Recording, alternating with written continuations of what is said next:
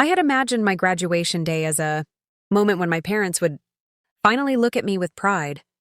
But that morning turned out very differently. My younger sister woke up in one of her dramatic moods, screaming and crying over something small as she often did.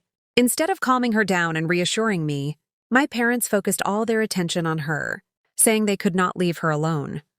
As I stood there in my graduation gown, holding my cap, they told me they would not be coming to the ceremony. I tried to hide how much it hurt, telling them it was fine even though it wasn't. Graduation was not just an event for me, it was the result of years of hard work, late nights, and sacrifices. While my friends shared photos with their families and celebrated together, I sat in the crowd feeling strangely invisible. That was the moment I realized this was not just about one day, but about a pattern I had lived with my whole life. When I returned home, the house felt heavy and unwelcoming. My sister was calm again, acting as if nothing had happened, while my parents carried on as usual. I went to my room and stared at my walls, suddenly understanding that if I stayed, nothing would ever change. That night, I quietly packed my essentials, left a short note, and moved out without making a scene.